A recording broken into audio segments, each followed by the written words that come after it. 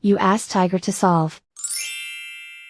This deals with linear equations with one unknown. The final result is f equals 72. Let's solve it step by step. Group all constants on the right side of the equation. Add 74 to both sides. Simplify the arithmetic.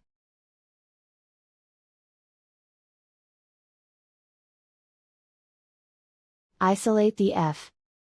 Multiply both sides by 8. Group like terms. Multiply the coefficients. Simplify the fraction. Simplify the arithmetic. And so the final result is f equals 72.